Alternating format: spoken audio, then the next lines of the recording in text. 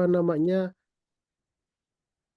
utamanya itu adalah bagaimana anak berusaha atau diajarkan berbasis project, kelompok, ataupun problem solving, pemecahan masalah. Betul.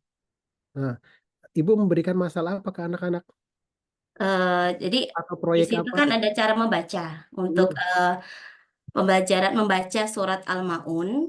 hmm, Kemudian di situ tajwid ya, pembelajaran tajwid. Di situ hmm, ada tentang hukum mim mati, hukum mim mati. Tentu mereka mencari di situ. Kemudian mereka akan eh, di sini guru memberikan masalahnya itu tentang jadi mereka mencari mengidentifikasi kan bermasalah mereka untuk eh, mencari contoh-contoh bacaan eh, yang sesuai dengan hukum memati. Kemudian mengaitkan ayat Al-Maun dengan kehidupan sehari-hari gitu. Oke, dalam bentuk apa nanti tugas mereka? Apa ini apa nama tugas uraian atau gimana? Enggak, Produk? mereka nanti diskusi kelompok. Oh, diskusi kelompok saja. Tidak ada produk yang dalam Ada, ada nanti ujian itu. mereka bisa kalau misalnya nanti kan ada lembar LKPD. Di situ mereka nanti kita berikan kalau untuk kelas 5 kan masih Hmm. mereka menganalisis mencocokkan. Jadi arti-arti itu kita buat dalam potongan-potongan kertas, kemudian mereka menyusun gitu, menyusun berbareng-bareng mana arti yang tepat, kata-kata yang jadi ayat-ayat itu dipenggal per kata gitu. Nanti mereka menyusun berbarengan gitu. Yang membuat medianya siapa? Ibu? Ya, dibantu, Bantu siapa? dibantu saya. Iya. Nanti mereka juga bisa bisa membuat juga dengan seni mereka sendiri gitu. Oh, oke, oke, oke. Jadi Nah, tapi diberikan contoh, kemudian nanti bantu juga. baik. Bimbing. Ibu menyinggung masalah teori belajar konstruktivisme. Iya. Tokoh utama dari teori tersebut siapa, Ibu? Eh Piket, Jen Piket, salah. Bentar. Eh, eh, Iya, siapa? Jen Piket. Eh, Tunggu, tunggu. oke. Lupa. Dan Piaget. Lev Vygotsky ya nggak salah. Ya, ada Ya, ada dari dua orang, Bu. ya ada Piget ya Ya, kalau ya. nggak salah Piget dan itu deh Pak Iya, Ya benar. benar Lev Vygotsky Sky. Tokoh utamanya itu pertama Lev Vygotsky, Lev Vygotsky ya betul. Kalau nggak salah Piget itu dan Sen ke konik. Piaget. Oh iya, Oke, nah kalau Jen Dwi deh. konstruktivisme kan ada Bu yang namanya eh, Zone of Proximal Development atau ZPD. Ibu tahu apa artinya? Itu zona apa Hmm? ya? Eh, jadi mereka itu akan belajar di zona itu gitu maksudnya berinteraksi di zona itu gitu Ya, benar. membangun berinteraksi di apa sih intinya Eh, Ya, jadi zone of proximal development membangun lewat interaksi di lingkungannya itu gitu oke, jadi itu zona di ya mana anak zona ya, di mana anak belajar sesuai dengan kemampuannya sendiri yang bisa mereka lakukan sendiri dan dengan bantuan orang lain, guru atau teman sebaya. Nah, jadi mereka belajar di zona tersebut ya, Bu. iya Oke, berinteraksi untuk menemukan iya, pengetahuan baru untuk Bapak Ibu peserta yang lain, jadi ini pengalaman eh, kami di UIN beberapa tahun belakangan ini ujian pengetahuan itu selalu saja keluar teori-teori pembelajaran seperti ini Bapak Ibu. Jadi mohon untuk dipahami, kemudian pahaminya apa itu teori tersebut, kemudian tokoh-tokoh apa yang menjadi pencetus teori tersebut Bapak Ibu ya. Karena ujian pengetahuan itu yang paling kritikal lah dalam dalam proses apa namanya PPG ini Bapak Ibu. Di luar itu kami dosen, kemudian para penguji insya Allah bisa membantu Bapak Ibu. Kemudian untuk uji uji apa namanya UKIN, uji keterampilannya kami tidak meragukan lagi pengalaman Bapak Ibu sebagai guru ya. Tapi yang jelas uji pengetahuan ini yang jadi momok para peserta PBQ. Oleh karena itu pelajarilah teori-teori pembelajaran di modulnya Bapak Ibu ya, agar nanti bisa lulus dengan maksimal. Oke, dari saya cukup Bu Sriandayani, Ya, dilanjutkan ke terima Ustadz kasih. Armin. Silakan Ustadz.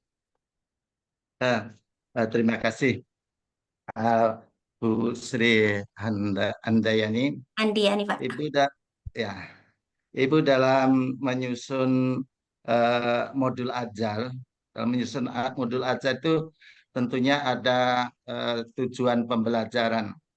Ya, Pak. Langkah-langkah untuk merumuskan tujuan pembelajaran itu apa saja, Ibu? Dalam menyusun tujuan pembelajaran, saya menggunakan pendekatan ABCD, Pak. Hmm.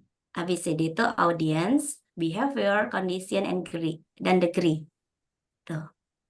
Jadi di mana untuk audience tuh ya peserta didiknya, siapa yang belajar, kemudian behavior apa yang diharapkan yang dapat dilakukan peserta didik, misalnya peserta didik dapat memahami dan lain sebagainya. Kemudian yang conditionnya itu adalah kondisi apa peserta didik akan menunjukkan kemampuan apa gitu, melalui apa gitu kalau kondisinya.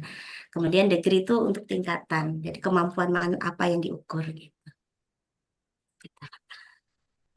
Baik, di dalam kegiatan inti ya, di modul ajar yang Ibu buat itu kan ada mengembangkan dan menyajikan hasil karya. Nah, berkaitan dengan surat Al-Maun itu apa hasil karya yang dihasilkan oleh siswa itu?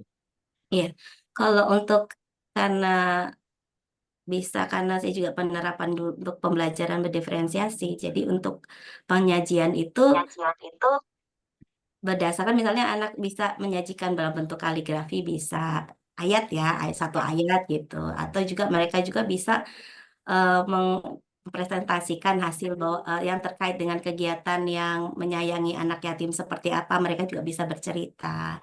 Atau juga bisa bermain peran juga bisa, di mana itu akan menyampaikan apa hasil mereka dari menganalisis pembelajaran dari surat Al-Maun itu dalam kehidupan sehari-hari gitu.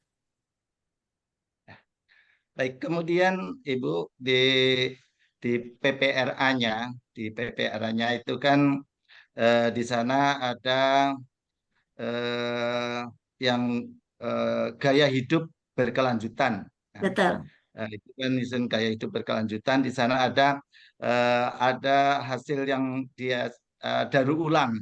Nah, daur ulang itu apa Ibu yang dihasilkan oleh anak itu eh, dari modul Ibu itu? Daur ulang bisa dari pengolahan sampah ya Pak.